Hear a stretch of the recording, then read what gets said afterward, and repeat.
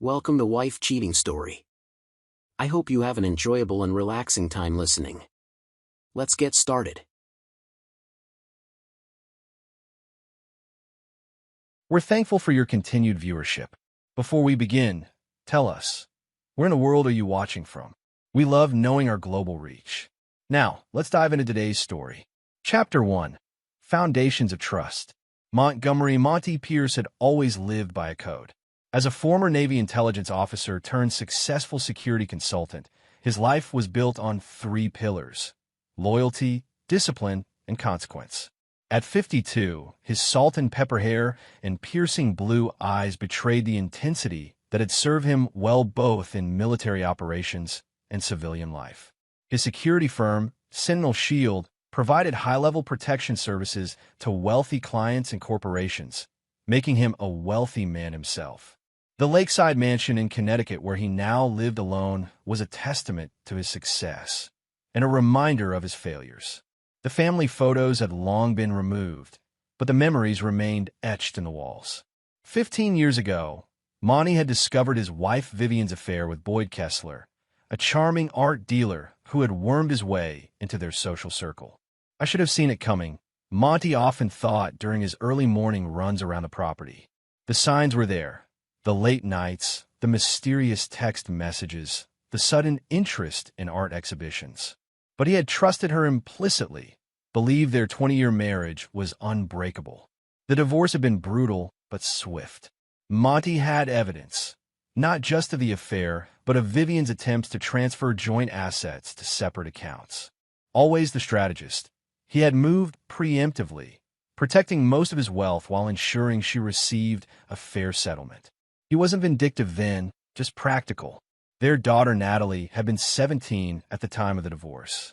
Initially, she had sided with Monty, appalled by her mother's betrayal. But over time, Vivian's manipulative narrative had taken hold. "Your father was always absent, married to his work," she would tell Natalie. "Boyd gives me the attention and love I deserve." Now, at 32, Natalie had built a successful career as a pharmaceutical sales representative. 3 months ago, she had announced her engagement to Preston Redmond, a financial advisor with slick manners and a Harvard MBA. Monty had immediately sensed something off about Preston. The way his smile never reached his eyes, how he calculated every word in conversation. But for Natalie's sake, he had kept his reservations to himself. "Dad, can we meet for lunch?" Natalie had asked over the phone one spring afternoon. "There's something important I want to discuss." They met at Alessandro's, an upscale Italian restaurant in Hartford. Natalie looked radiant in her professional attire, her auburn hair, so like her mother's, framing her face. "Preston and I have been planning our wedding," she began after ordering. "It's going to be at the Rosewood Estate. We've always dreamed of a magical summer wedding." Monty smiled, genuinely happy to see her excitement. Despite everything, he loved his daughter deeply. "That sounds wonderful, sweetheart." Natalie fidgeted with her napkin. "The thing is, Dad, weddings are so expensive nowadays. And Preston and I are saving for our dream house in Greenwich." Monty immediately understood where this was heading. "You need help with the expenses. Would you be willing to contribute?" Her eyes, so like his own, looked at him pleadingly. "About $22,000 would cover the venue and catering. It would mean the world to us." He studied her face. There was something rehearsed about her plea, but he pushed the thought aside. "Of course I'll help. You're my only daughter." Relief washed over her face. "Thank you, Dad. And there's one more thing." She hesitated. "Mom and Boyd would like to be involved in the planning. I know things are difficult between you, but—" "It's your wedding, Natalie," Monty interrupted, his voice even. "I won't cause any problems." What Natalie didn't know was that Monty had already received intelligence about Boyd Kessler. His security firm had recently been approached by a wealthy collector who suspected fraud in the art world, and Boyd's name had surfaced in the investigation. Nothing concrete yet, but enough to raise flags. Monty had kept this information compartmentalized, a professional habit that had served him well. As the wedding planning progressed over the next few months, Monty noticed the growing distance between himself and his daughter. Invitations to participate in preparations were scarce, while Vivian and Boyd seemed to be deeply involved. When he did receive updates, they were mostly about costs and payment schedules. Russell Blackburn, Monty's closest friend and former military colleague who now worked at Sentinel Shield, had noticed his darkening mood. Something's off with this whole wedding situation, Monty confided during their weekly poker night. I feel like I'm being managed.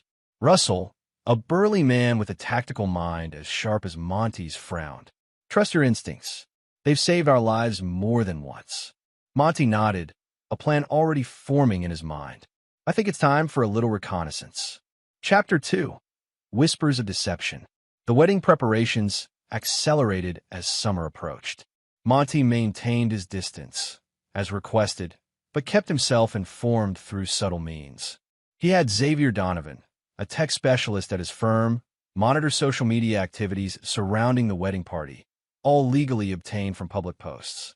"Sir, you might want to see this," Xavier said one afternoon, showing Monty photos from a private dinner at Le Bernardin in New York.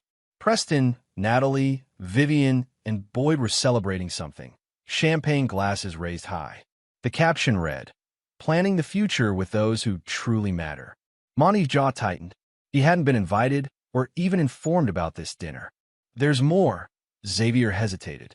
"Financial data you asked me to monitor shows large transfers from Boyd Kessler to Preston Redmond over the past 6 months.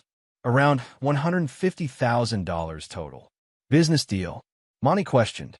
"Possibly, but the transfers are structured to avoid reporting requirements, and they coincide with significant withdrawals from accounts Natalie shares with Preston." Monty's instincts flared. This wasn't just about being excluded from wedding planning. Something more calculated was happening. The following weekend, Natalie invited Monty to her apartment to discuss final wedding arrangements. The $22,000 had already been transferred, but now she seemed nervous. "Preston's parents can't contribute as much as they planned," she explained, not quite meeting his eyes. "We might need another $8,000 for the honeymoon." Monty studied his daughter carefully. The slight tremor in her hands, the practiced pitch in her voice, signs he recognized from years of interrogation training. "Of course," he said smoothly. "Whatever you need." Her relief was palpable. "You're the best, Dad. I'm sorry Mom and Boyd have been so involved. It's just easier since they live closer to the venue." "I understand," he said, though he didn't. His home was actually 15 minutes closer to the Rosewood estate than theirs. After leaving Natalie's apartment, Monty called Russell. "I need surveillance on the rehearsal dinner. Nothing invasive, just audio in the private dining room." Russell didn't question him. Their years together had built unshakable trust. "Consider done. I'll handle it personally." The night before the rehearsal dinner, Monty received another call for Natalie. "Dad, I hate to ask this," she began, her voice honeyed in a way that reminded him painfully of Vivian. "But Preston and I found the perfect property in Greenwich. If we don't make a deposit by next week, we'll lose it. Could you possibly help with $50,000? We'll pay you back once Preston's commission comes through." Monty felt a cold clarity descend over him. "Send me the details of the property. I'll have my financial advisor look it over." "Oh, that's not necessary." "I insist," he said firmly. "If I'm investing in your future home, I want to make sure it's a sound investment." After hanging up, he asked Xavier to investigate the property. The results came back within hours. There was no property in Greenwich being considered by Preston and Natalie. The address provided belonged to a long-term holding of Boyd Kessler's art gallery. The pieces were falling into place, forming a picture Monty had suspected but hoped wasn't true. His daughter, the ex-wife, her lover, and the fiancé, all conspiring against him. The rehearsal dinner was held at the elegant Blue Water Grill, overlooking the Connecticut River. Monty arrived precisely on time, dressed impeccably in a tailored suit. He played his part perfectly, the proud father, gracious despite being seated at a table far from the main party, mostly with distant relatives and colleagues of Preston. Halfway through the dinner, he excused himself and met Russell in the restaurant service corridor. "Everything's set," Russell confirmed, handing him a small earpiece. "Audio is crystal clear." Monty inserted the device discreetly and returned to his table, now able to hear the conversation at the main table where Preston, Natalie, Vivian, and Boyd sat with Preston's parents. For 20 minutes, the conversation was mundane: wedding details, honeymoon plans, inside jokes. Then, as the dessert was served and champagne flowed freely, Preston leaned in closer to Natalie, not realizing his voice was being captured. "Once we get that final check from your dad, that's it," Preston murmured, his voice slightly slurred from alcohol. "Your dad's just an ATM. We'll cut him off after. Then we'll practically replace him with your mom's lover." Natalie giggled, casting a glance toward Monty's distant table. "Boyd's been more of a father to me anyway, and he knows how to turn this wedding investment into something worthwhile." Vivian chimed in, her voice low but clear.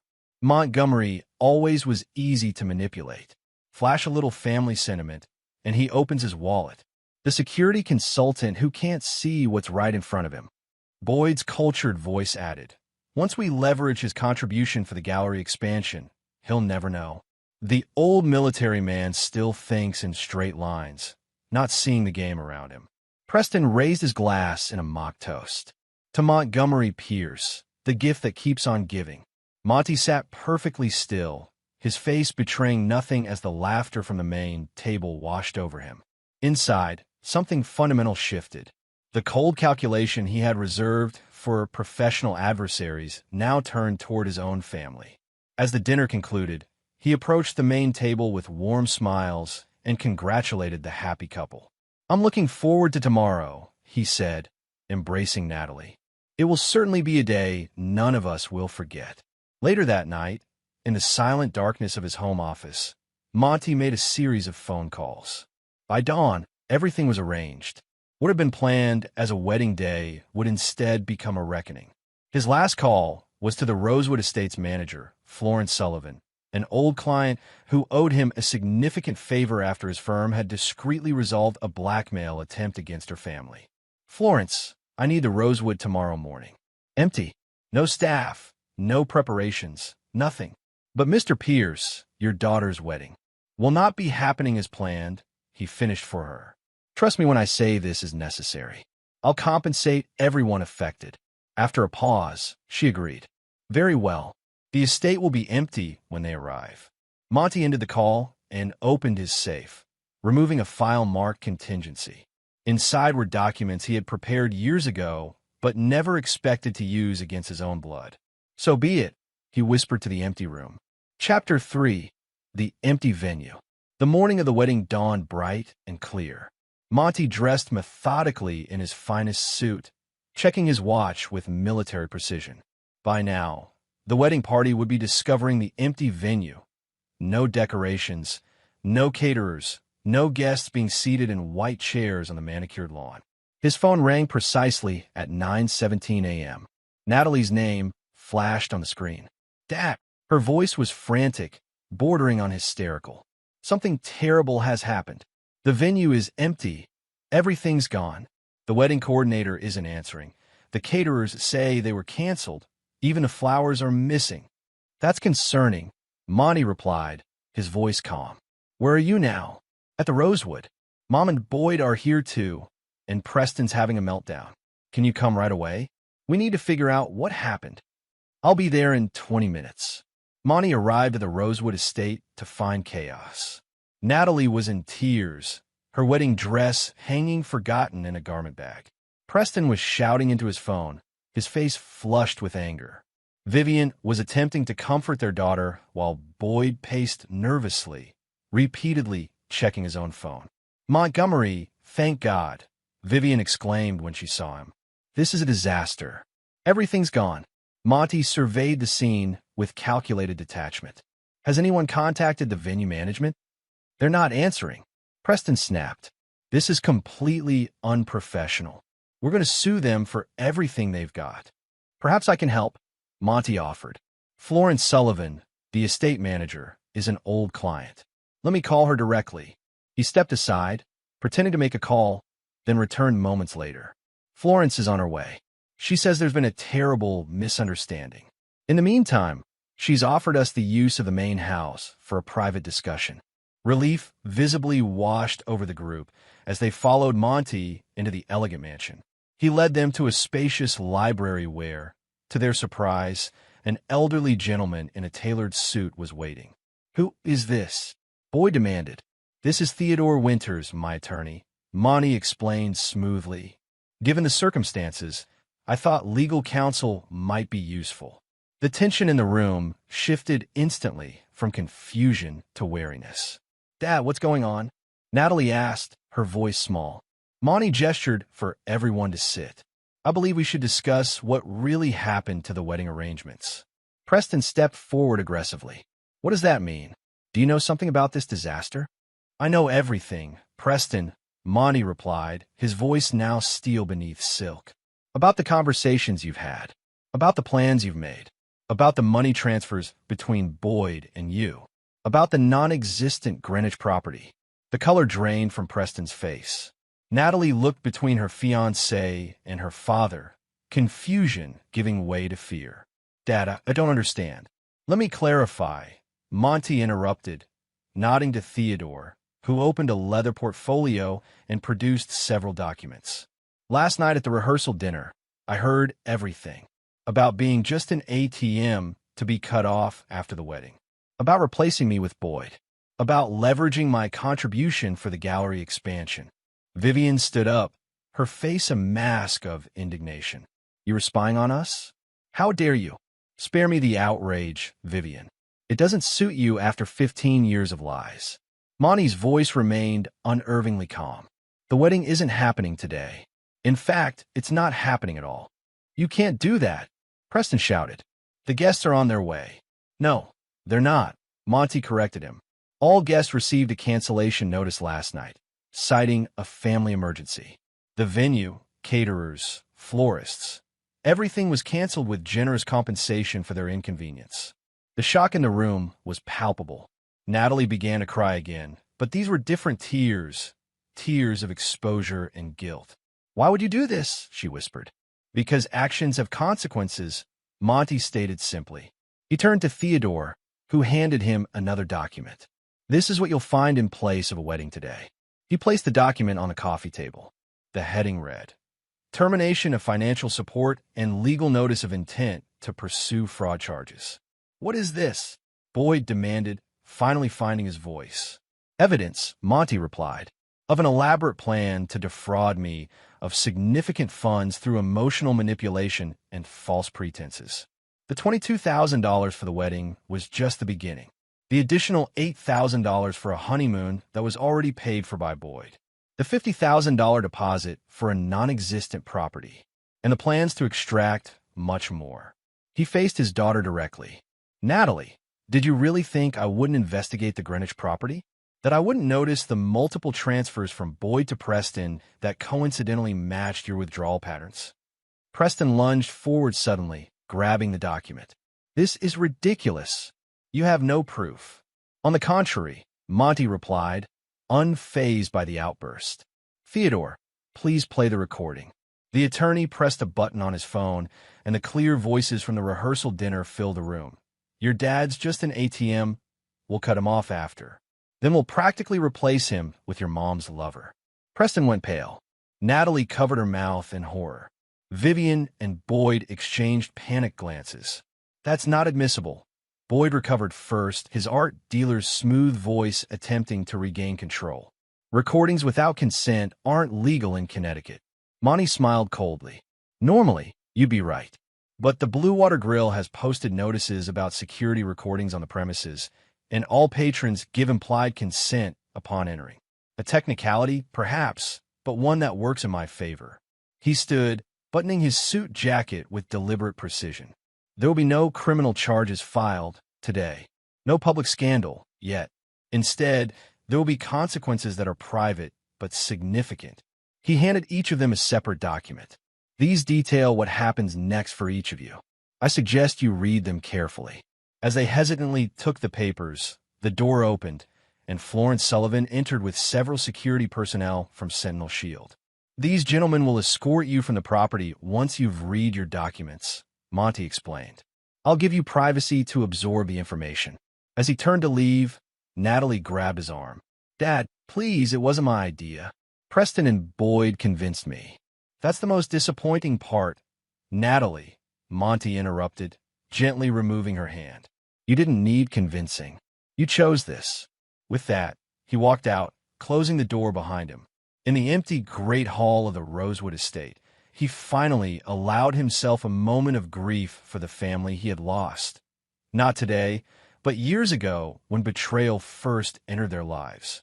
The difference was that now, he would no longer deny the truth or seek reconciliation. Now, there would only be justice. Chapter 4. The Architect of Vengeance. The aftermath of the wedding that never was spread through their social circles like wildfire. The official story, a private family matter requiring postponement, fooled no one. Rumors multiplied, ranging from cold feet to financial disputes. Monty remained silent, neither confirming nor denying any speculation. 3 days after the Rosewood estate confrontation, Monty sat in his home office with Russell and Xavier, reviewing the initial fallout. "Preston tried to contact you 17 times, Xavier reported, scrolling through his tablet. "Natalie, 23. Vivian, 5. Boyd hasn't called directly, but his lawyer has reached out twice." "And the documents?" Monty asked. Russell nodded. "Delivered and legally binding." They're scrambling to understand the full implications. What Monty had given each of them at the Rosewood were not simply threats, but meticulously crafted legal documents, each tailored to their specific vulnerabilities. For Preston, it was evidence of his financial improprieties, not just the scheme against Monty, but a pattern of questionable practices with client funds that would interest both his firm's compliance department and the Securities and Exchange Commission. The document outlined exactly how this information would be deployed if he attempted any retaliation or contact. For Natalie, it was the painful revelation that her trust fund, established by Monty's parents before their death, was now being redirected to veterans' charities. While legally he couldn't reclaim past distributions, the substantial remaining balance would never reach her. Additionally, her position at the pharmaceutical company, which had come through Monty's connection with the CEO, was now precarious at best. For Vivian, it was the exposure of her systematic efforts to turn Natalie against Monty over the years, documented through emails, texts, and recorded phone conversations, all obtained legally, but devastatingly effective if revealed to their remaining mutual friends and family. Her carefully crafted image as the wronged wife would crumble, along with the social standing she so cherished. For Boyd, it was the most dangerous document of all, a comprehensive file on his art dealings, including evidence of provenance manipulation, authentication fraud, and tax evasion. Monty had been building this file for years, initially as a protective measure, now as leverage. "They underestimated you," Russell observed. "They thought you were just a heartbroken ex-husband and sentimental father." Monty's face remained impassive, a common mistake. People see what they expect to see. "What's your next move?" Xavier asked. "Now we wait," Monty replied. "Let them absorb the reality of their situation. Real panic takes time to develop." The call came that evening, not from any of the four, but from Loretta Masterson, Boyd's gallery assistant and Vivian's longtime friend. Her voice was tense, attempting but failing to sound casual. "Montgomery, I hope I'm not disturbing you. Vivian and Boyd were wondering if you might meet them for dinner tomorrow. A chance to discuss recent events privately." "The Willows, 7 p.m., Monty replied without hesitation. "Just the three of us." The Willows was a secluded restaurant known for its private dining rooms and discretion, a place where difficult conversations could remain confidential. It was also a venue where Sentinel Shield had installed the security systems, giving Monty a particular advantage. "I'm not going in blind," Monty told Russell the next day as they prepared. "I want full surveillance capabilities and a backup team nearby." Russell nodded, handing him a sleek fountain pen. "New prototype from our R&D department. Records audio and transmits to our secure server.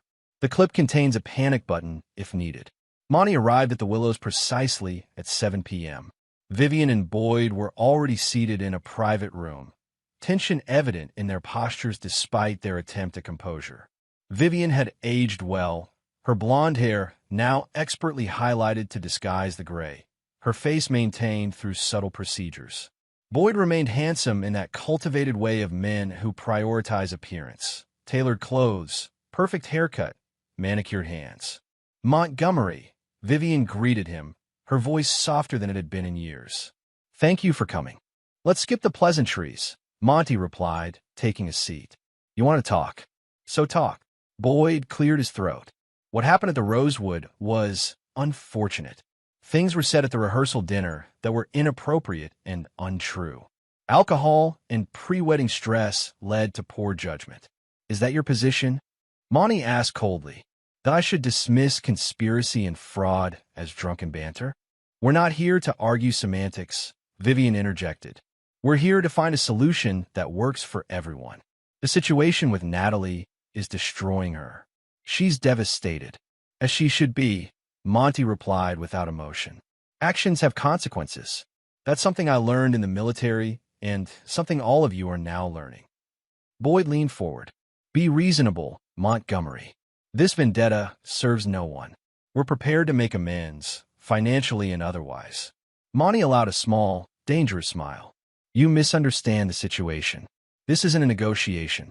I'm not interested in your money or your apologies. Then what do you want? Vivian demanded, her facade of contrition slipping. Justice, Monty stated simply, and to ensure none of you can ever harm me or anyone else again. He removed a folder from his briefcase and placed it on the table.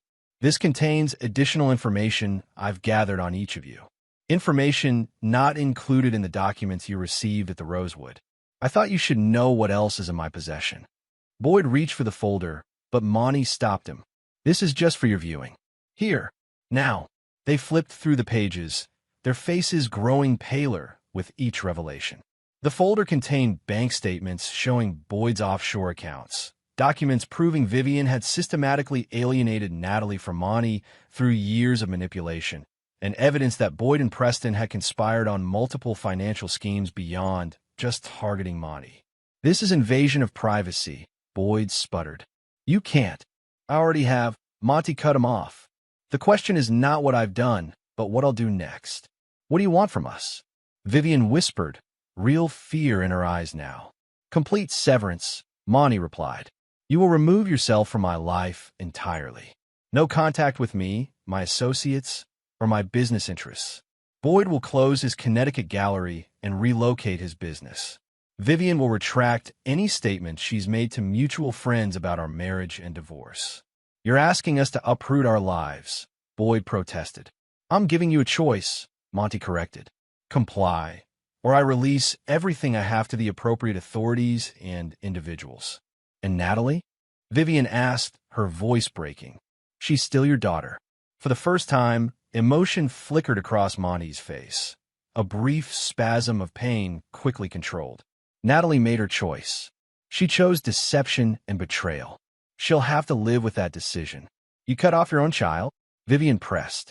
After everything you said about being there for her? I was there for her, Monty replied, his voice dangerously quiet. For 32 years. Through every milestone, every challenge. I supported her education, her career, her dreams. And in return, she conspired to use me and discard me. He stood, buttoning his jacket. You have 48 hours to provide me with a detailed plan for complying with my terms. After that, I proceed with full disclosure of everything in that folder and more. As he turned to leave, Boyd called after him. This isn't over, Montgomery. Monty paused at the door. Actually, Boyd, it's just beginning. Chapter 5, Hidden Depths. The following morning, Monty received an unexpected visitor at Sentinel Shield's offices. Diane Halverson, Preston's mother, waited in the reception area, looking both determined and uncomfortable. Mrs. Halverson, Monty greeted her, ushering her into his private office. This is unexpected. Diane Halverson was a dignified woman in her 60s, her silver hair styled conservatively, her clothing expensive but understated. Unlike her son, whose ambition had always outpaced his ethics, Diane had a reputation for integrity. I'll be direct, Montgomery, she began once seated. Whatever Preston has done, and I suspect it's serious given the canceled wedding and his evasiveness, I don't believe Natalie's relationship with you should be permanent collateral damage. Monty studied her carefully. With all due respect, Mrs. Halverson, you don't know the full situation. Then tell me, she challenged. Because the Preston I'm seeing now, panicked, aggressive, making frantic calls to financial advisors and attorneys, is not the son I thought I raised. And if he's involved in something that warranted your intervention, I want to understand it. There was something in her directness that Monty respected. He made a decision and pressed the intercom. Xavier, bring me the Redmond file. All of it. For the next hour, Monty systematically laid out the evidence, the conspiracy, the financial manipulation, the recorded conversations. Diane listened without interruption, her expression growing increasingly troubled. I had suspicions, she finally said when he finished. Small inconsistencies in Preston's stories about his success. The sudden lifestyle upgrades without corresponding legitimate income. His father noticed too, but we didn't want to believe. Few parents do, Monty acknowledged. Diane straightened her shoulders. I'm not here to defend him. What he did, what they all did, was unconscionable. But I'm here to ask if there's any path to redemption for Natalie. Why would you advocate for her? Monty asked, genuinely curious. She was part of this scheme against me and was willing to bring your son into a marriage built on deception. Because I was young once too, Diane replied. And I made terrible mistakes that I later regretted deeply. The difference was, I had people who gave me a chance to atone, not without consequences, but with an opportunity to prove I could be better. Monty's face remained impassive. I appreciate your perspective, Mrs. Halverson, but my decision is made. Diane nodded, accepting his position. As she stood to leave, she placed a business card on his desk. This is my private number. If you ever reconsider, I'd be willing to facilitate a conversation. Not reconciliation, but at least closure. After she left, Monty stared at the card, conflicting emotions warring within him. Finally, he placed it in his desk drawer rather than discarding it. A small, perhaps meaningless gesture that nonetheless felt significant. That evening, as Monty reviewed security protocols for an upcoming client project, Russell arrived with troubling news. Boyd's made some calls, he reported, to people we monitor because of their connections to less-than-legal problem-solving. Monty's expression didn't change. Expected. Boyd's always thought money could fix anything, including making people disappear. Should we alert authorities? Not yet. Let's see how far he's willing to go. Monty pulled up a secure file on his computer. Implement Protocol Mamba. Full surveillance, countermeasures active, protective details in rotation. Protocol Mamba was a comprehensive security procedure developed for high-risk clients facing credible threats, now being deployed for Monty himself. It meant every electronic device Boyd used would be monitored, his movements tracked, his contacts scrutinized. What about Vivian? Russell asked. Is she part of this? Unknown, Monty replied. But we'll find out. 3 days later, Xavier burst into Monty's office without knocking, something he never did. Sir, we've intercepted something critical, he said urgently, placing a laptop before Monty. Boyd received this email an hour ago. The email was from an encrypted account, confirming receipt of a substantial Bitcoin transfer and outlining a plan to resolve the Pierce situation permanently within the week. Monty read it calmly. Send this to Theodore with instructions to prepare a sealed evidence package for the FBI. Then call this number. He wrote down a sequence of digits. Tell them Lighthouse Protocol activated and give them Boyd's home and business addresses. Xavier looked confused. Who am I calling? An old contact from my military days who now works in federal law enforcement. This just became a federal case, conspiracy to commit murder across state lines. Within hours, Boyd Kessler was in FBI custody, his home and gallery raided simultaneously. The news broke on local stations by evening, though the full details were withheld pending investigation. Monty watched the coverage from his home office, a glass of scotch in hand. His phone rang, Vivian's number. Did you do this? She demanded when he answered, her voice shaking with rage and fear. Boyd did this to himself, Monty replied evenly. He chose to escalate from fraud to attempted murder. Murder? That's absurd. Boyd would never. The FBI has the evidence, Vivian, including cryptocurrency transfers to known contract killers. You might want to lawyer up yourself, depending on your level of involvement. A long silence followed. I had nothing to do with this, she finally said, her voice smaller now. I swear, Montgomery, whatever else I've done, I would never. For your sake, I hope that's true, he replied. Because if the investigation reveals otherwise, there's nothing I can do to help you. After hanging up, Monty poured another scotch and walked to the wall of windows overlooking the lake. The water reflected the moonlight, peaceful and undisturbed, contrasting sharply with the storm he had unleashed. His phone rang again, Natalie this time. He let go to voicemail. Minutes later, a text. Dad, please. I need to talk to you. I had nothing to do with what Boyd was planning. I'm scared. Monty stared at the message, feeling the familiar pull of paternal concern warring with his resolution to cut all ties. After long consideration, he typed a reply. Contact Diane Halverson. She'll help you get proper legal representation. Do not attempt to contact me again. He then blocked her number, finishing his drink in silence as the ripples on the lake gradually stilled to glass-like perfection. Chapter 6. Shifting Alliances. 1 week after Boyd's arrest, Monty received a visit from Special Agent Amelia Donaldson of the FBI. They met in a conference room at Sentinel Shield rather than at his home, maintaining the professional boundary he preferred. Agent Donaldson was sharp-featured and direct, with the focused intensity Monty recognized from his own military days. Mr. Pierce, thank you for your cooperation so far. We have some additional questions about your history with Mr. Kessler. Of course, Monty replied, though I've already provided a comprehensive statement.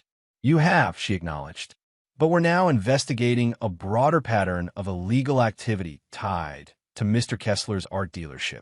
Your name appears in several documents we've seized, not as a participant, but as a potential target.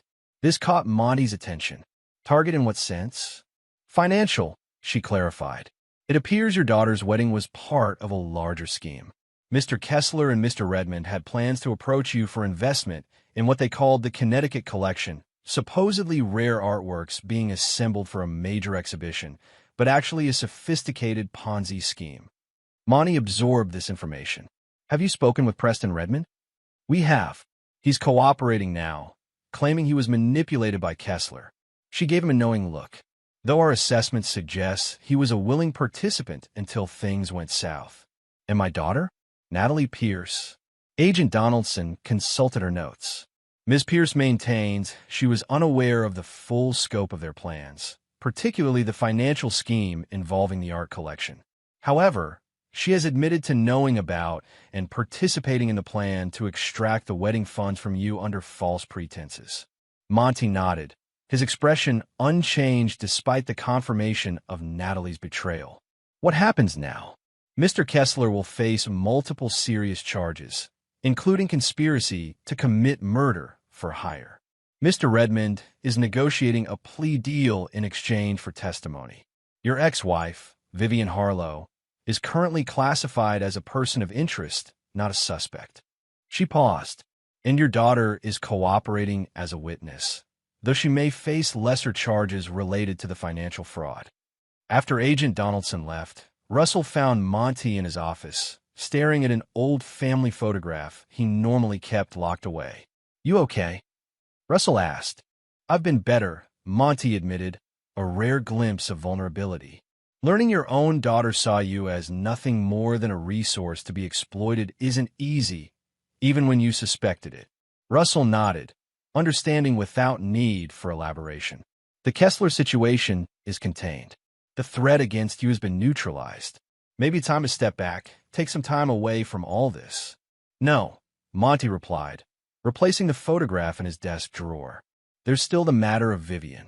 Her part in this wasn't just the wedding scheme. It was 15 years of poisoning my relationship with my daughter, of creating the environment where Natalie could be turned against me.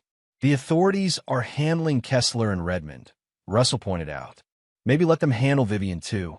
The law can address the criminal aspects, Monty agreed. But some betrayals require a more personal accounting. 2 days later, Monty attended a charity gala at the Riverside Museum of Art, an event he knew Vivian would attend, as she sat on the museum's fundraising committee. He arrived alone, immaculately dressed, and made a substantial donation at the entrance, ensuring his presence would be noted. The whispers started the moment he entered the grand hall. His appearance at a social event so soon after the scandal of his daughter's canceled wedding and Boyd's arrest was unexpected. More shocking still was his apparent composure, his ease as he mingled with the city's elite. He spotted Vivian across the room, surrounded by a protective circle of friends. The news of Boyd's arrest had clearly affected her. Her normally perfect appearance showed signs of strain, her smile forced when required for social niceties. Monty approached her group during dinner, timing his arrival for maximum impact. Vivian, he greeted her with polite neutrality. "You look well, considering the circumstances." Her friends exchanged uncomfortable glances before discreetly creating distance, leaving them in a bubble of artificial privacy amid the crowded room. "What are you doing here, Montgomery?" Vivian hissed, maintaining her social smile despite her anger. "Haven't you done enough damage?" "I've done nothing but respond to the damage others attempted to inflict on me," he corrected her calmly. "Boyd made his choices. So did Preston. So did you." "I had nothing to do with Boyd's plan to..." She stopped herself, aware of potential eavesdroppers. "To have me killed?" Monty finished for her, his voice low but clear. "I believe you. That was Boyd crossing a line even you wouldn't cross. But don't pretend innocence in everything else."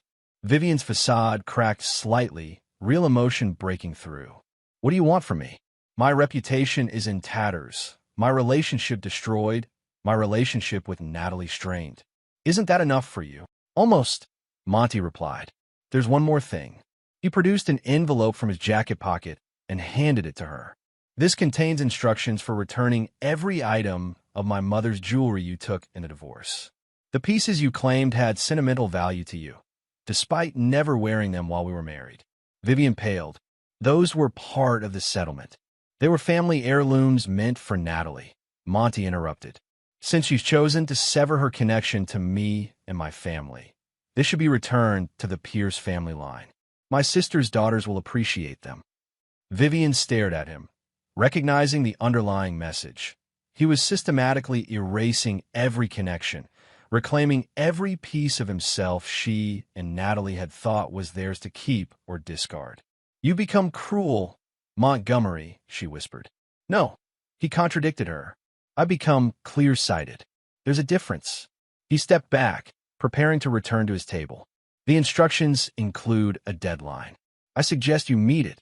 As he walked away, he felt a strange lightness, not satisfaction or pleasure or discomfort, but the unburdening that comes with closing a chapter completely. Boyd would face justice through the legal system. Preston's career and reputation were destroyed. Natalie would live with the consequences of her choices. And now, Vivian would return the last physical ties binding them together. Later that evening, as Monty prepared to leave the gala, he was approached by Helen Westbrook, an old family friend who had known his parents well. "Montgomery," she said, taking his arm. "Walk me to my car, would you? These heels are killing me." Outside in the cool night air, Helen spoke her mind with the directness of her 80 years. "I won't pretend to understand everything that's happened, but I know enough." Vivian always had a talent for rewriting history, and that Boyd character never struck me as trustworthy. Monty remained silent, allowing her to continue. "But Natalie was a good child once," Helen went on, "before Vivian got her hooks in deep. The girl I remember bringing to your mother's garden parties wouldn't have turned on you without years of poisoning." "People make their own choices, Helen," Monty replied, "regardless of influence."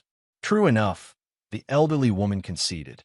"But not everyone has the strength to resist a persistent poison. Some of us are more susceptible than others." They reached her car, where her driver waited. Before getting in, Helen patted Monty's cheek affectionately. "Your father was a hard man, too, you know, principled to a fault. But he learned, eventually, that justice without mercy becomes its own kind of poison." She entered her car, leaving Monty standing alone in the parking lot, her words echoing in his mind. For a brief moment, he considered reaching out to Natalie, not to forgive, but perhaps to understand. Then he remembered the rehearsal dinner, her voice clear through the recording. Boyd's been more of a father to me anyway. No, some betrayals cut too deep for understanding or mercy. Justice would have to be enough. Chapter 7. Unexpected Revelations. 3 months after Boyd Kessler's arrest, the media frenzy had finally begun to subside. Boyd remained in federal custody, denied bail due to the severity of the charges and his substantial overseas assets, making him a flight risk. Preston Redmond had secured a plea deal in exchange for his testimony, though he still faced significant prison time for his role in multiple financial crimes.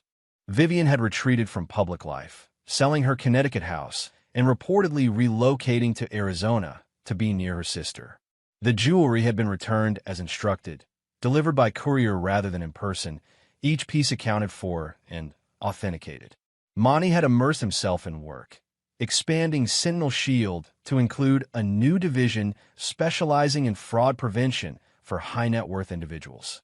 The irony wasn't lost on him, transforming his personal nightmare into a business opportunity. But the demand was undeniable, and he had unique insight into how the wealthy could be targeted by those they trusted most. On a crisp autumn morning, as Monty reviewed security protocols for a new client, Russell interrupted with unusual urgency. "You need to see this," he said, placing a file on Monty's desk. Xavier found it during a deep background search on Boyd Kessler. It wasn't in any of the FBI materials. Monty opened the file and froze. Inside was documentation of a private detective Boyd had hired 15 years ago, not to investigate Monty, as might be expected, but to investigate Vivian. Why would Boyd investigate Vivian back then? Monty asked, scanning the reports. They were already involved. "Keep reading," Russell urged.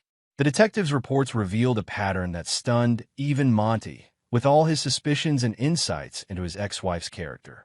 Apparently, Boyd hadn't been Vivian's first affair. He had been her fourth.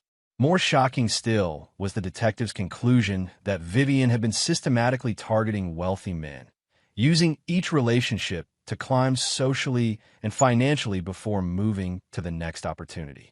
Boyd was investigating whether he was being played, Russell explained, whether he was just another stepping stone. Monty continued reading, his expression darkening as he reached the final pages. These contained DNA test results, comparing Boyd's DNA with samples from Natalie. "No," Monty whispered, the implications hitting him with the force of a physical blow. The results were conclusive. Boyd Kessler was Natalie's biological father. "The timeline checks out," Russell said quietly. Vivian's first documented meeting with Boyd was at that gallery opening in Boston, about a year before Natalie was born. Monty sat back in his chair, the revelation reshaping his entire understanding of the past 32 years. "She knew," he said finally. "Vivian always knew Natalie wasn't mine." "It appears so," Russell agreed. "And based on these notes, Boyd discovered it about 10 years ago, but kept it from both you and Natalie." "Why?" Monty asked, though the answer was forming in his mind even as he spoke. "Control," Russell suggested. "Leverage over Vivian. And perhaps protection of his relationship with Natalie. If she knew he concealed this for years while watching you raise her." Monty stood abruptly, needing movement to process the shock. All these years, the ballet recitals, the college tuition, the nightmares and fevers and heartbreaks. I was raising another man's child. A child conceived in betrayal before I even knew betrayal existed in my marriage. "What will you do with this information?" Russell asked. Monty stared out the window, watching autumn leaves swirl across the parking lot. "Nothing. For now."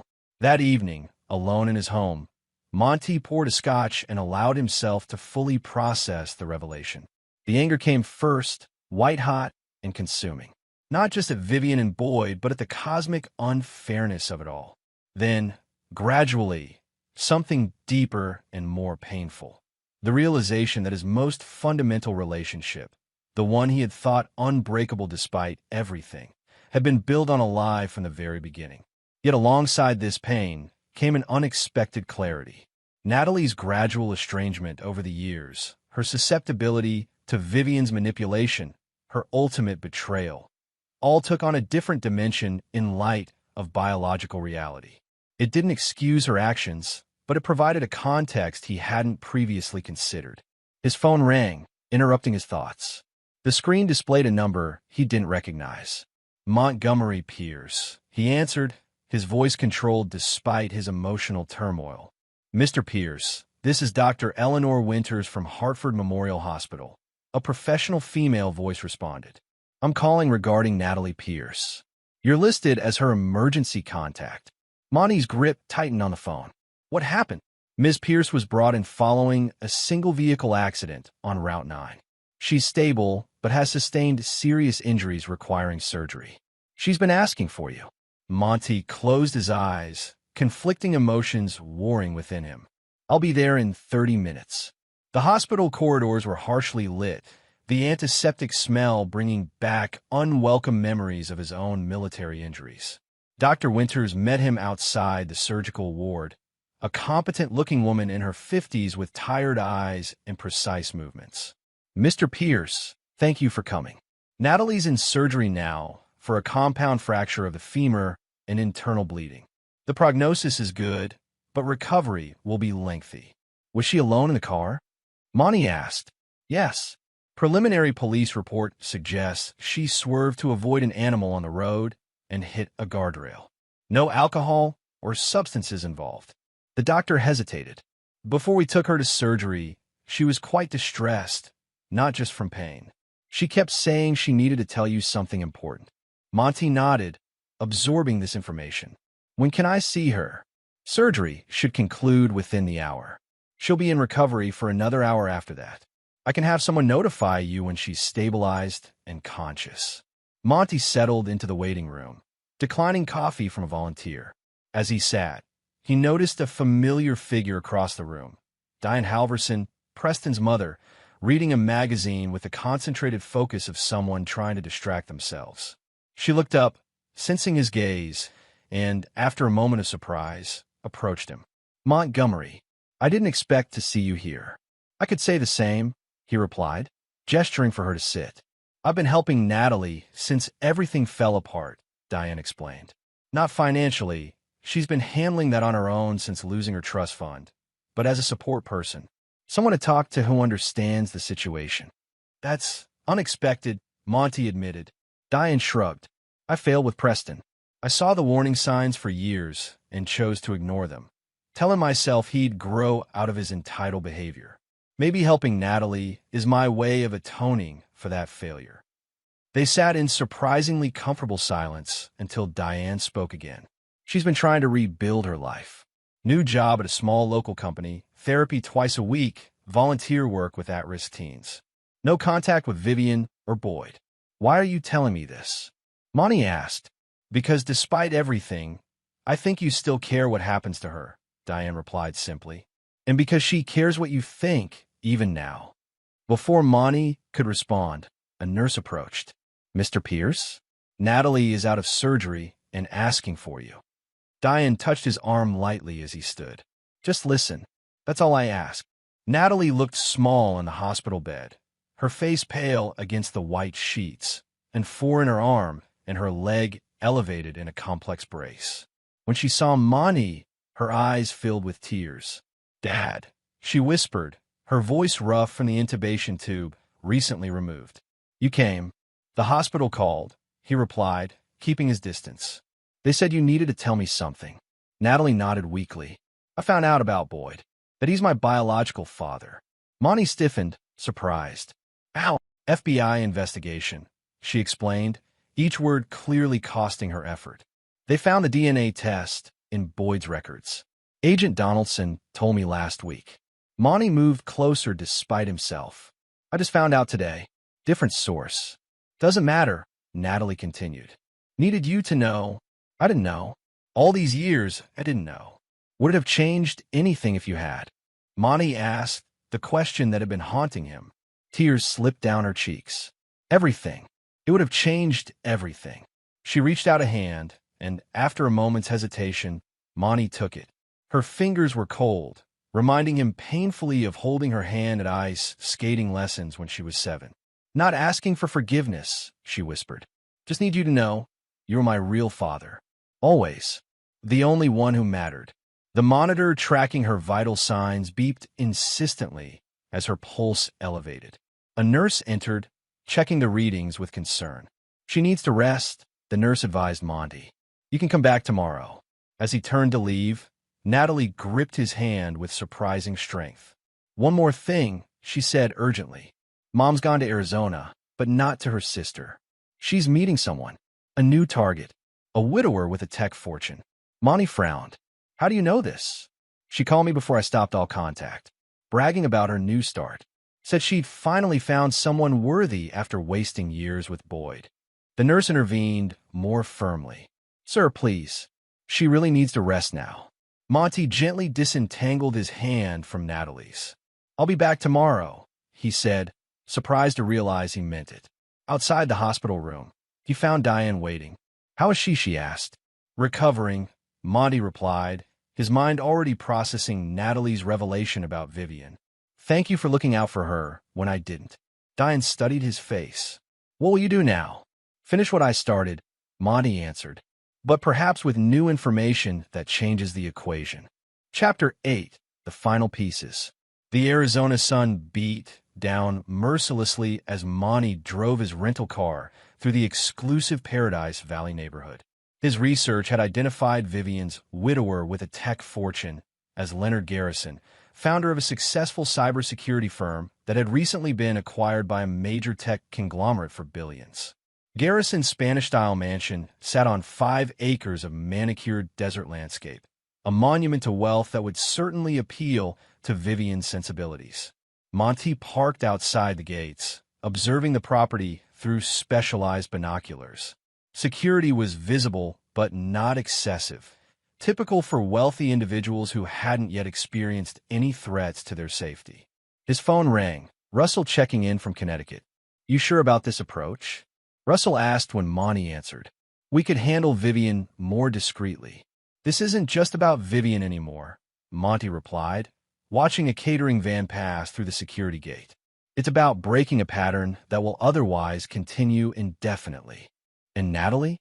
How does she fit into this new plan?" Monty lowered the binoculars, considering the question. He had visited her in the hospital every day for a week before returning to Connecticut to make arrangements. Their conversations had been cautious, layered with unspoken emotions and unresolved betrayals, but they had talked more honestly than they had in years. "That remains to be seen," he finally answered. "For now, let's focus on the task at hand. Is everything prepared on your end?" "All set," Russell confirmed. "Theodore has the documents ready. Xavier has the technical aspects covered. We're just waiting for your signal." "Good. I'll make contact tomorrow." The following morning, Monty dressed carefully in a bespoke suit that projected both wealth and authority. He had arranged a meeting with Leonard Garrison under the pretext of discussing potential security upgrades for his estate, a service Sentinel Shield legitimately provided to exclusive clients. As his car approached the mansion's gate, he noted Vivian's silver Mercedes in the circular driveway. Perfect timing. Leonard Garrison greeted him in a sunlit office overlooking the pool area. He was in his mid-60s, fit for his age, with intelligent eyes and the relaxed confidence of someone accustomed to success. "Mr. Pierce, a pleasure to meet you," Garrison said, shaking Monty's hand firmly. "Your company's reputation is impressive. I've been meaning to upgrade my security systems since the acquisition made headlines. Increased public profile often necessitates enhanced precautions." Monty agreed smoothly. "Shall we discuss your current setup and concerns?" They were deep in conversation about surveillance systems when the office door opened and Vivian entered, carrying a tray with iced tea. She froze when she saw Monty, the tray wobbling dangerously in her hands. "Montgomery," she gasped, her composed facade cracking. "What are you doing here?" Garrison looked between them, confusion evident. "You two know each other?" "Intimately," Monty replied, his voice calm. "Vivian is my ex-wife." "Ex-wife," Garrison repeated, his posture shifting subtly. "Vivian, you told me you were widowed." The tray finally slipped from Vivian's hands, shattering on the tile floor, iced tea spreading like a flood around designer shoes that Monty recognized as a recent purchase, likely funded by Garrison's generosity. "Leonard, I can explain, Vivian began, her voice taking on the familiar, pleading tone Monty knew so well. Montgomery and I have been separated for years. It's complicated. It's actually quite simple, Monty interrupted, removing a folder from his briefcase. Mr. Garrison, I apologize for the deception regarding the purpose of my visit. I'm not here to discuss your security systems. The Sentinel Shield would be happy to provide those services at a later date. Then why are you here? Garrison demanded, his initial confusion hardening into wariness. To provide you with information that may protect you from a particular type of security threat. Monty opened the folder and removed several documents. Information about Vivian Harlow's pattern of targeting wealthy men, her involvement in financial fraud schemes, and her connections to Boyd Kessler, who is currently awaiting trial for multiple felonies, including conspiracy to commit murder for hire. This is slander, Vivian cried, her face flushed with anger and fear. Leonard, he's just a bitter ex-husband trying to ruin my chance at happiness. Garrison, however, was already reviewing the documents with the focused attention of a successful businessman. These bank transfers, these timeline correlations. He looked up at Vivian. You told me you inherited your Connecticut house from your parents. I can explain everything, Vivian insisted, moving toward him, but Garrison raised a hand to stop her. Mr. Pierce, what is your objective here? He asked, his voice now coolly professional. Intervention, Monty replied simply. Not revenge, as Vivian suggests, but prevention. You're the latest in a pattern that stretches back decades. I'm merely providing you with facts that allow you to make an informed decision. Garrison nodded, then turned to Vivian. I think you should pack your things and leave today. My security team will assist and ensure you take only what legitimately belongs to you. Leonard, please, Vivian begged, tears now streaming down her perfectly made-up face. This is all a misunderstanding. The DNA test results showing Boyd Kessler is Natalie's biological father. Is that a misunderstanding too? Monty asked quietly. Vivian went utterly still, the color draining from her face. How did you? It doesn't matter how I know. Monty cut her off. What matters is that you lied to me for 32 years about the most fundamental relationship in my life. You lied to Natalie her entire life. And now you're lying to Mr. Garrison about your very identity. Garrison pressed a button on his desk. Security will escort you to collect your belongings, Vivian. Whatever our relationship was, it's over now. 2 security guards appeared promptly. Vivian glanced between them, Garrison and Monty, apparently calculating her options before her shoulders slumped in defeat. This isn't over, Montgomery, she hissed as she passed him on her way out. You've taken everything from me. No, Vivian, he replied calmly. I've simply stopped you from taking anything more from others. After she left, Garrison poured 2 glasses of scotch from a crystal decanter, handing one to Monty. I should thank you, I suppose, though this is a hell of a way to discover I've been deceived. Better now than after marriage or commingled assets, Monty observed, accepting the drink. She would have eventually moved on to the next opportunity, leaving maximum damage in her wake. Garrison studied him over the rim of his glass. You didn't do this out of the goodness of your heart. What's your real motivation? Closure, Monty admitted, and ensuring that Vivian's pattern of destruction ends permanently. What happens to her now? That depends on her. The evidence I've provided you is also being sent to the FBI as a supplement to their ongoing investigation into Boyd Kessler's activities. Whether charges result from that will be up to the prosecutors. Garrison nodded, understanding the implications. And you? What happens to you now? Monty considered the question, thinking of Natalie in her hospital bed, of the decades of deception, of the shattered family that had never been what he thought it was. I rebuild, he said finally, on foundations of truth this time, however painful that truth might be. Later that evening, as Monty's plane departed Phoenix, he received a text from an unknown number. She left with 2 suitcases and a painting she claimed was hers. Security verified ownership. No incidents. Thank you for the warning. LG. Following this was another message, this one from Diane Halverson. Natalie's being discharged tomorrow. She's asked if you'll be back in time. Monty stared at the messages, feeling a strange lightness despite the turbulence the plane was experiencing. For the first time in months, perhaps years, he was moving forward rather than simply reacting to betrayal. Whether that forward motion included Natalie remained to be seen, but at least the decision would be based on truth rather than illusion. He typed a reply to Diane, "I'll be there." Flight lands at 8 a.m. Chapter 9, Justice Served. 2 years after the wedding that never happened, Monty stood at the window of his office at Sentinel Shield, watching autumn leaves swirl across the parking lot. The company had expanded significantly, now occupying 3 floors of the building and specializing in personal security for high-net-worth individuals, with a particular focus on protection from fraud and exploitation. The legal consequences for those who had conspired against him had finally played out to their conclusions. Boyd Kessler had been sentenced to 20 years for multiple charges, including conspiracy to commit murder for hire, art fraud, and tax evasion. Preston Redmond, after his plea deal, received 8 years for wire fraud and conspiracy. Both men's professional lives were destroyed beyond recovery. Vivian had avoided prison, but not consequences. The FBI investigation had uncovered enough evidence of her knowledge of Boyd's fraudulent art dealings to force a plea agreement. She received 5 years of probation, substantial fines, and was required to make restitution to several victims. More devastating to her personally was the complete social ostracism that followed. The society circle she had worked so hard to climb rejected her entirely.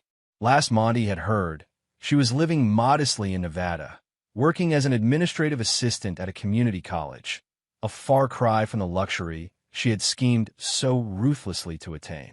A knock at his door interrupted his thoughts. Russell entered, carrying a newspaper.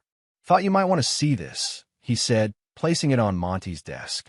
The business section featured an article about Sentinel Shield's new initiative, a foundation providing resources and support to victims of complex financial fraud, particularly those victimized by people they trusted. "Good press," Russell observed. "The Montgomery Pierce Foundation for Victim Recovery making quite an impact." Monty nodded, scanning the article. "The irony isn't lost on me.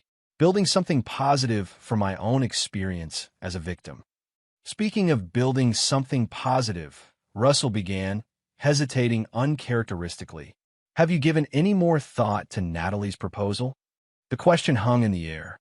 Natalie's relationship with Monty had undergone a complex evolution since her accident and the revelations that followed.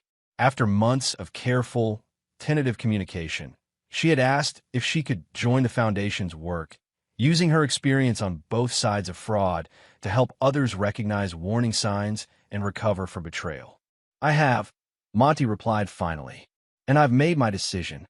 Later that afternoon, Monty met Natalie at a small cafe equidistant between his office and the physical therapy center where she now worked helping accident survivors regain mobility. Her recovery had been long and painful, leaving her with a slight limp, but also with the resilience she had lacked before.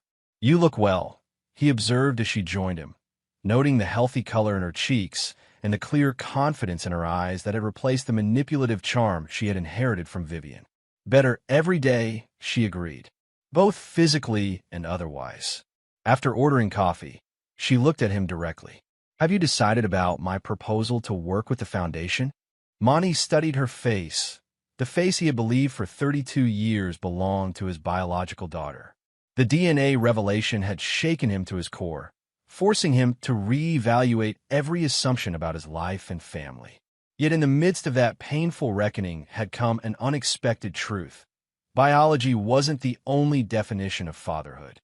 "I've decided to accept your proposal," he said, "but with conditions." Relief washed over her face. "Anything. You'll start as a consultant, not a full employee. You'll work with the educational outreach program, sharing your perspective with others who have been manipulated into participating in fraud. After 6 months, we'll reevaluate." Natalie nodded, accepting the terms without protest. "Thank you for the opportunity. I know I haven't earned your trust back yet, but I will." "Trust is earned through consistent actions over time," Monty agreed. "This is a beginning, not a resolution. They sipped their coffee in surprisingly comfortable silence before Natalie spoke again. "Have you heard the latest about Boyd?" "No," Monty replied. "I don't follow his situation closely. He's trying to get his sentence reduced by providing information about other art dealers involved in fraud. The FBI doesn't seem interested." She hesitated. "He also tried to contact me again. Sent a letter claiming he always wanted to acknowledge me as his daughter, but Vivian wouldn't allow it." "And what did you do with the letter?" Monty asked, curious about her response rather than the content of Boyd's manipulations. "Sent it to the FBI for their file and blocked all further communications from him," she answered simply. "He's not my father. Biology doesn't make a parent." Monty nodded, acknowledging the weight of her words. "No, it doesn't." After finishing their coffee, they walked to the parking lot together. Before getting into her car, Natalie turned to him. "There's something else I've been wanting to ask you." "Go ahead." "Diane Halverson has been a real support to me through everything. She's hosting a Thanksgiving dinner and asked if I would invite you." She rushed on before he could respond. "It would just be a small gathering. Diane, her daughter from Seattle, me, and you if you're willing. No pressure, just an opportunity." Monty considered the invitation. 2 years ago, he would have rejected it outright, viewing any family gathering as a potential trap. But the man he was now, shaped by betrayal but not defined by it, saw things differently. "Tell Diane I accept," he said finally. "I'll bring the wine." Natalie's smile was genuine, without the calculated charm that had once reminded him so painfully of Vivian. "I'll let her know." As she drove away, Monty remained in the parking lot, contemplating the journey from the empty wedding venue to this moment. The betrayals had been real and devastating. The consequences he had engineered for those who had wronged him had been severe and uncompromising. He had not forgiven, would never forgive, the calculated deception that had nearly destroyed him. Yet somehow, in the process of delivering justice, he had also found a path forward, not back to what was lost, but toward something new. Something built on clearer vision and harder truths. His phone buzzed with a text from Russell. Security details for the Reynolds contract look good. Moving forward? Monty typed his response, yes. Proceed. He pocketed his phone and walked to his car, steps sure and purpose clear. The past had taught him that betrayal came with devastating costs. But it had also taught him that survival, true survival, not just existence, required moving forward with open eyes and unwavering resolve. Montgomery Pierce had always lived by a code: loyalty, discipline, and consequence. That hadn't changed. But now, perhaps, there was room for one more principle: rebuilding. Not with blind trust, but with vigilant discernment. Not with the same players, but with carefully chosen new ones. And always with the understanding that justice, once served, created space for what came next. It wasn't forgiveness. It wasn't forgetting. But it was in its own way freedom. And there you have it. Another story comes to an end. What did you think? I'd love to hear your thoughts in the comments below. If you enjoy this story, consider joining our community by subscribing. It means the world to us. For more stories like this one, check out the recommended videos on screen. And I'll see you there.